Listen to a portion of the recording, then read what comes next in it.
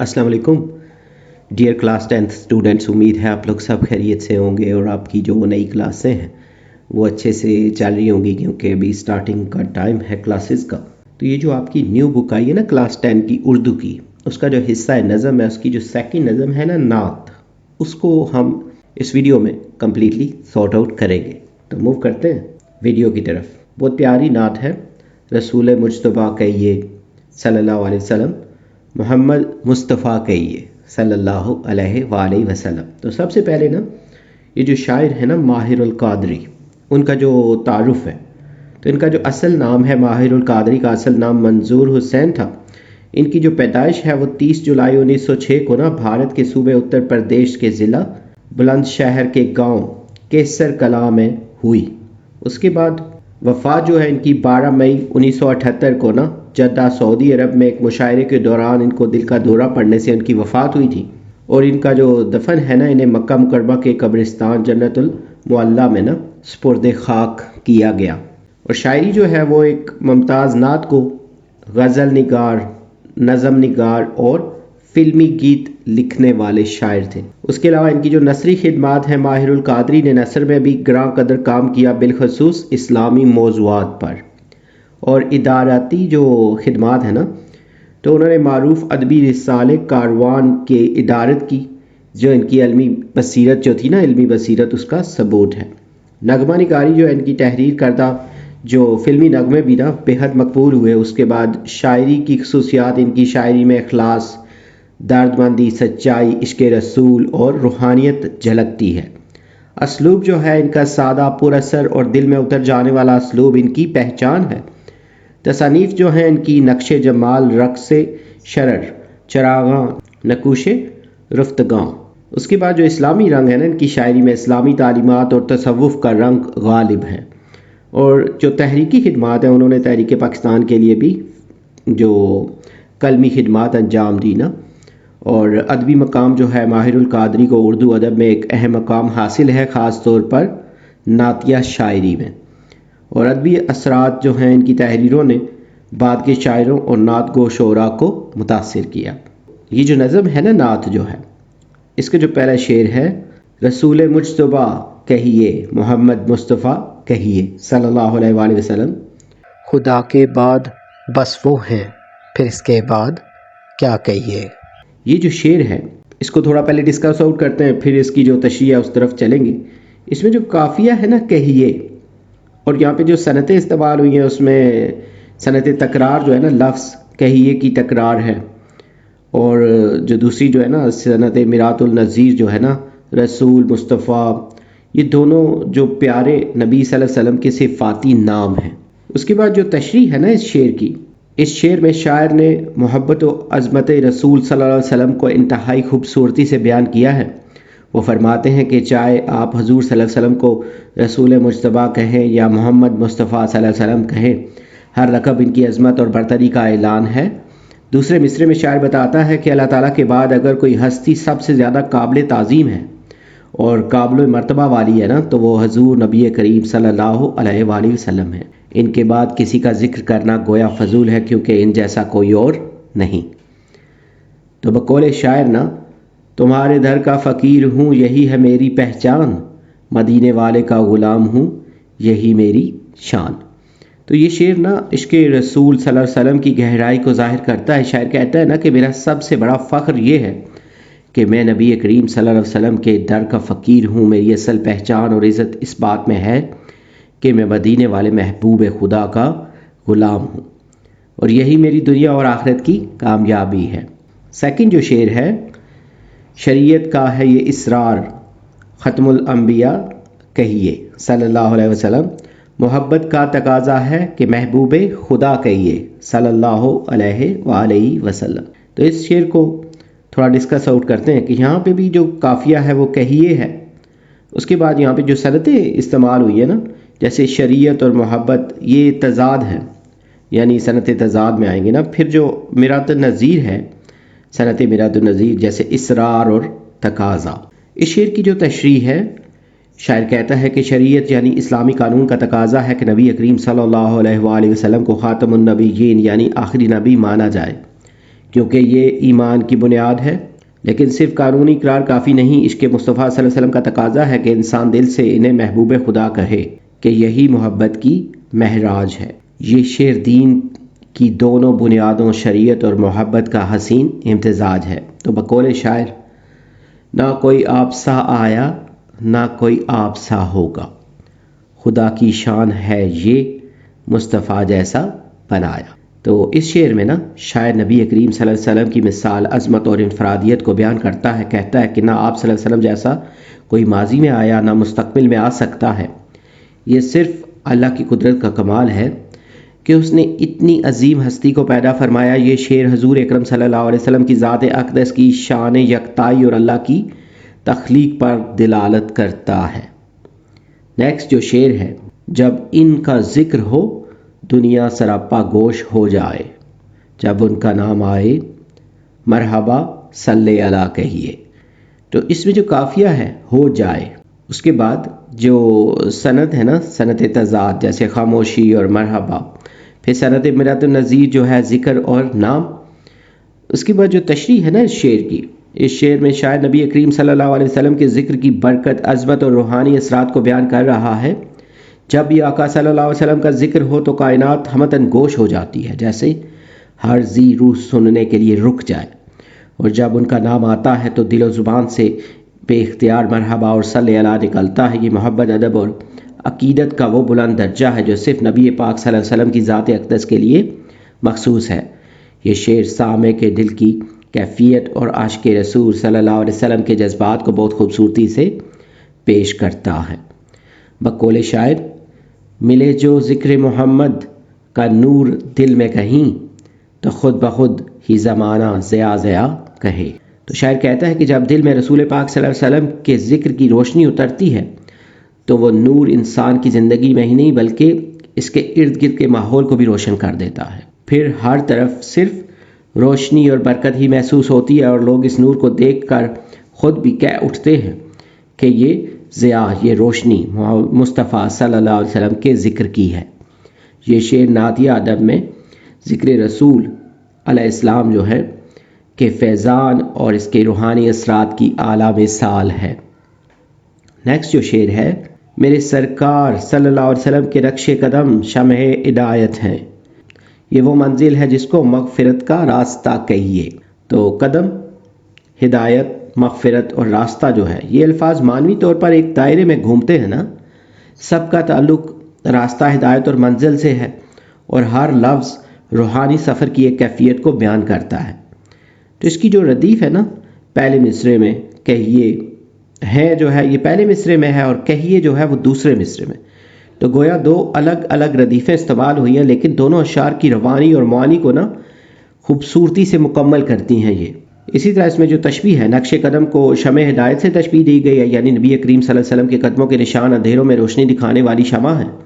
اور اس میں جو کنایا ہے نقش قدم سے مراد صرف جسمانی نشان نہیں بلکہ نبی کریم صلی اللہ علیہ وسلم کی سیرت، سنت، کردار اور رہنمائی ہے۔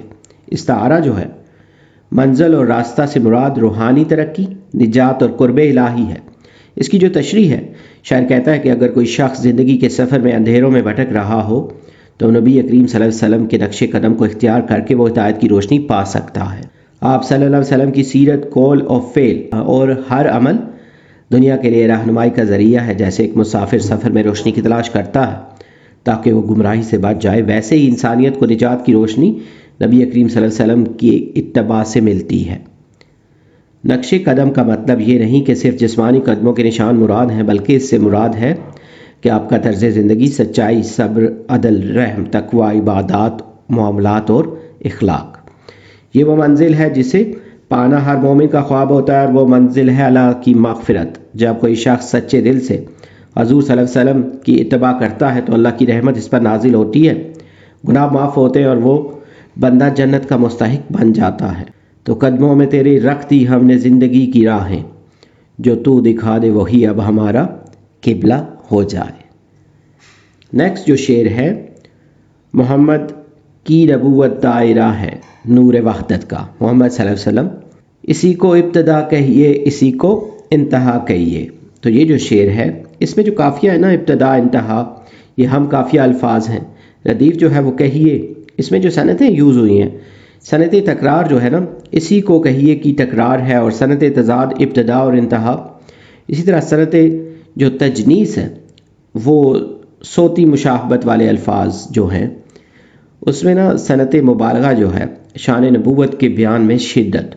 اس کی جو تشریح ہے، شاعر اس شعر میں یہ پیغام دے رہا ہے کہ نبی کریم صلی اللہ علیہ وسلم کی نبوت محض ایک پیغام یا منصب نہیں، بلکہ وہ اصل نور ہے جس سے پوری کائنات نے وجود پایا. جیسے دائرہ کسی ایک نقطہ پر شروع ہو کر اسی پر مکمل ہوتا ہے نا، ویسے ہی آپ صلی اللہ علیہ وسلم کی نبوت آغاز بھی ہے اور کمال بھی، یعنی رب کی وحدانیت کا ظہور آپ صلی اللہ علیہ وسلم کی ذات سے مکمل ہوا. تو درود ان پر کہ جن کے دم سے کائنات ہے، نہ ان کا ابتدا کوئی نہ ان کی انتہا کوئی. یہ شعر اس عقیدت کو مزید گہرائی سے پیش کرتا ہے کہ نبی صلی اللہ علیہ وسلم کی ذات ہر حد سے بلند ہے، ان کا مقام انسانوں کی فہم سے بالاتر ہے. شاعر کے مطابق کائنات کی حقیقت آپ صلی اللہ علیہ وسلم کے نور میں چھپی ہے، اور اس نور کے بغیر تخلیق کائنات کا کوئی مفہوم نہیں. اس شعر میں عشق، عقیدہ اور عرفان کی خوبصورت جھلک نظر آتی ہے. نیکسٹ جو شعر ہے، غبار راہ طیبہ سرمہ چشم بصیرت ہے، یہی وہ خاک ہے جس خاک کو خاک شفا کہیے. تو یہاں بھی جو قافیہ ہے نا، بصیرت اور شفا، یعنی وہ الفاظ جو ردیف سے پہلے ہم قافیہ ہوں، اس کے بعد جو ردیف جو ہے وہ ہے، یعنی دونوں مصروں کے آخر میں نا ہے جو ہے وہ مشترک جو ہے ردیف ہے نا، دونوں میں کامن ہے. اور یہاں پہ جو صنعتیں استعمال ہوئی ہیں، صنعت تشبیہ جو ہے نا، غبار راہ طیبہ کو سرمہ چشم بصیرت سے تشبیہ دی گئی ہے. جیسے سرمہ آنکھوں کی بینائی کو تیز کرتا ہے، ویسے ہی یہ خاک دل کی روحانی بینائی کو روشن کرتی ہے. اور صنعت مبالغہ یہاں جو استعمال ہوئی ہے نا، مدینہ کی خاک کو اتنا مقدس قرار دیا گیا ہے کہ اسے خاک شفا کہا گیا ہے، یعنی وہ مٹی جو جسمانی اور روحانی بیماریوں کے لیے باعث شفا ہے. اور صنعت میرات النظیر جو ہے، سرمہ، آنکھ، بصیرت، شفا، یہ سب ایک دوسرے سے معنوی مناسبت رکھتے ہیں، یعنی ایک دوسرے کی طرح کے معنی ہیں ان کے. تشریح جو ہے نا شعر کی، پہلا مصرع جو ہے نا، غبار راہ طیبہ سرمہ چشم بصیرت ہے، تو شاعر کہتا ہے کہ مدینہ منورہ کی خاک جہاں سے نبی اکرم صلی اللہ علیہ وسلم گزرے، وہ خاک ہے جس کو اگر روحانی آنکھوں میں سرمہ کی طرح لگایا جائے تو دل کی آنکھیں کھل جاتی ہیں. بصیرت صرف ظاہری نظر نہیں، بلکہ دل کی وہ روشنی ہے جو حق و باطل میں فرق کر سکے، جو حقیقت کو پہچان سکے. یہ خاک بظاہر مٹی ہے، لیکن اہل دل کے لیے روحانیت کا خزانہ ہے. دوسرا مصرع جو ہے، یہی وہ خاک ہے جس خاک کو خاک شفا کہیے. تو یہاں اس مٹی کی عظمت کو نا مزید بڑھایا گیا ہے کہ یہ وہی خاک ہے جسے لوگ شفا کی خاک کہتے ہیں، یعنی جو جسمانی بیماریوں کے ساتھ ساتھ روحانی بیماریوں کا بھی علاج ہے. تو مدینہ کی خاک میں محبت رسول، برکت اور نور اور تاثیر ہے جو دلوں کو بدل دیتی ہے. مدینے کی ہوائیں دل کو راحت دے رہی ہیں، یہی وہ نکتیں ہیں جن سے جنت مہک رہی ہے. نیکسٹ جو شعر ہے، مدینہ یاد آتا ہے تو پھر آنسو نہیں رکتے، میری آنکھوں کو ماہر چشمہ آب بقا کہیے. تو اس میں جو قافیہ ہے، نہیں رکتے اور کہیے میں صوتی ہم آہنگی پائی جاتی ہے نا، دونوں افعال میں ہیں، یعنی یہ دونوں کام ہیں، مگر روایتی قافیہ نہیں ہے نا، تاہم معنوی ربط اس کی کمی کو پورا کرتے ہیں. ردیف جو ہے، اس شعر میں روایتی ردیف نہیں پائی جاتی، لیکن خیال کا تسلسل اور جذبات کا بہاؤ پوری نظم کو نا ایک ردیف جیسا حسن بخشتا ہے. تو اس میں جو صنعتیں ہیں، صنعت تشبیہ جو ہے، شاعر نے اپنی آنکھوں کو ایک چشمہ قرار دیا ہے جو کہ صرف پانی کا نہیں بلکہ آب بقا نا، یعنی ہمارے ہمیشہ جاری رہنے والا اشکوں کا چشمہ ہے. اور صنعت مبالغہ جو ہے نا، آنکھوں کے آسمان اس قدر نہ زیادہ مطلب ان کو بڑھایا گیا ہے کہ ایک ماہر بصارت تک انہیں آب بقا کا چشمہ قرار دیتا ہے. یہ عشق رسول کی شدت کا مظہر ہے. اور صنعت تجسیم جو ہے، آنکھوں کو ایسی حیثیت دی گئی ہے جیسے وہ جاندار اور بافہم ہوں، جنہیں ماہرین دیکھ کر پہچان سکتے ہیں. اور صنعت تضاد جو ہے، مدینہ کا تصور اور آنسو ایک مسرت اور حزن کے امتزاج کی صورت اختیار کرتا ہے کہ خوشی کی انتہا پر انسان رونے لگے. اس کی جو تشریح ہے نا، پہلا مصرع جو ہے، مدینہ یاد آتا ہے تو پھر آنسو نہیں رکتے، اس مصرے میں نا شاعر مدینہ کی روحانی کشش اور محبت رسول کی شدت کا اظہار کرتا ہے. جب محبوب خدا صلی اللہ علیہ وسلم کا شعر مدینہ دل میں آتا ہے تو آنکھیں بے اختیار اشکبار ہو جاتی ہیں. دل کی گہرائیوں سے ایسا جذبہ ابھرتا ہے جو لفظوں سے بالاتر ہوتا ہے. یہ آنسو دکھ یا مایوسی کے نہیں بلکہ عشق، محبت، عقیدت اور روحانی تڑپ کے آنسو ہیں.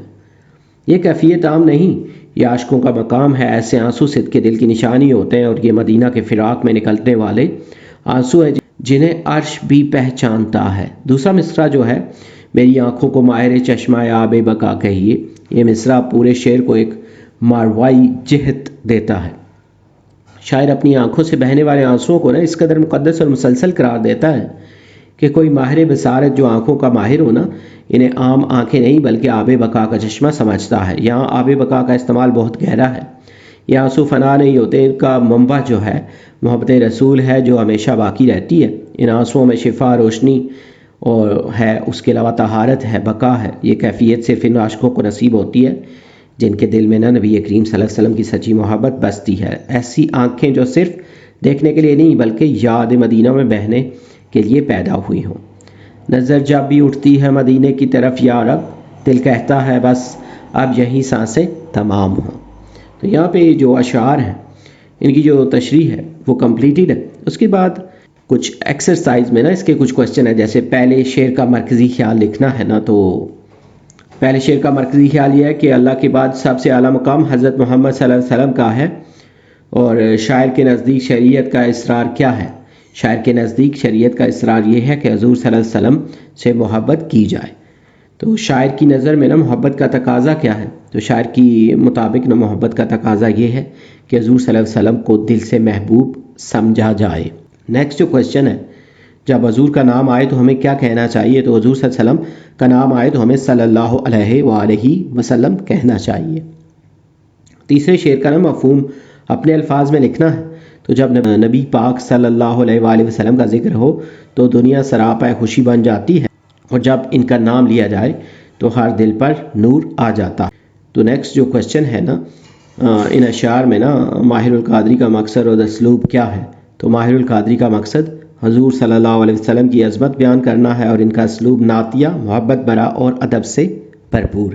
और तकनीक के एतबार से ना ये नज़म किस हैयत में लिखी गई है, तकनीक के एतबार से ये नज़म क्योंकि नातिया शार की सूरत में लिखी गई है जो काफिया और रदीफ़ के साथ लिखी गई है। नेक्स्ट में ना ये थोड़ा सा ग्रामर का पार्ट था एक्सरसाइज में, कवायद और ज़ुबान शनासी का। तो इसमें अल्फाज मुतज़ाद जो होते हैं, ऐसे अल्फाज जो एक दूसरे के उलट या मुख्तलिफ मानी ज़ाहिर करें। मिसाल के तौर पर इस्लाम जो है इसका उलट जो है वो कुफर है। तो दर्ज ज़ैल अल्फाज में ना बाहम मुतज़ाद अल्फाज की जोड़ियाँ शनाख्त करनी है। तो यहाँ पे कुछ अल्फाज दिए गए थे, उनमें से जो मुतज़ाद थे ना वो तलाश करने थे जो आपस में हैं और फिर उनके ना जुमले बनाने हैं। तो बातिन जो है उसका ज़ाहिर होगा, सच्चे मोमिन का ज़ाहिर और बातिन एक होता है। इसी तरह जो ओज जो है पस्ती, ओज और पस्ती ज़िंदगी की अलग अलग मोड़ हैं। साबका आइंदा, साबका गलतियों से सीख कर आइंदा की ज़िंदगी को बेहतर बनाया जा सकता है। ज़बरदस्त, ज़ेरदस्त, ज़िंदगी ज़बरदस्त चीज़ों को भी ज़ेरदस्त कर देती है। अंजाम, आगाज़, तो अच्छे आगाज़ का अंजाम भी अच्छा होता है। तवाना, नातवां, एक तवाना इंसान का फ़र्ज़ है कि नातवां इंसानों की मदद करे। नज़म बलहाज मौजू में ना इम्तियाज़, यानी जो नज़म में होती हैं मुख्तलिफ मौजू के लिहाज से इनमें फ़र्क जो होता है। इसमें हम जो होती है ऐसी नज़म जिसमें अल्लाह ताला की वहदानियत, यकताई और सिफ़ात का जिक्र हो, हमद कहलाती है। नात जो है ऐसी नज़म जिसमें नबी पाक सल्लल्लाहु अलैहि वसल्लम के औसाफ और उनके औसाफ हमीदा का तज़किरा किया जाए, नात कहलाती है। मनकबत ऐसी नज़म जिसमें सहाबा कराम रिज़वानुल्लाह ताला अलैहिम अजमाइन, बुज़ुर्गान दीन और सूफ़िया कराम की खिदमत और औसाफ का तज़किरा किया जाए, वो मनकबत जो है वो कहलाती है। कसीदा जो है ऐसी नज़म जिसमें किसी बादशाह वगैरह की तारीफ़ की जाए, कसीदा कहलाती है। कसीदा का बुनियादी मकसद ना अरबाब के इक़्तिदार की खुशनुदी हासिल करना होता है या महज इनकी ख्वाहिश पूरी करने के लिए कसीदा लिखा जाता है। और मिली नगमा ऐसी नज़म जिसमें वतन और कौम की मोहब्बत, जज्बों और वलवलों का जिक्र किया जाए, मिली नगमा कहलाती है। उसके बाद जो मरसिया है ऐसी नज़म जिसमें किसी अजीम शख्सियत की वफ़ात या किसी दर्दनाक साने का जिक्र किया जाए, वो मरसिया कहलाती है। मनाजात या दुआ जो है ऐसी नज़म जिसमें रिक्कत अंगेज़ लहजे में ना गिड़गिड़ा के अल्लाह ताला से दुआ या मदद मांगी जाए, मुनाजात कहलाती है। तो यहाँ पे ये जो नज़म है और इसकी जो एक्सरसाइज का बुनियादी हिस्सा था ना उसको हमने डिस्कस आउट किया है। उम्मीद है ये वीडियो और ये जो नोट्स हैं ये आपके लिए हेल्पफुल होंगे। जल्द न्यू वीडियो में नए लेक्चर के साथ मिलेंगे। Have a nice time.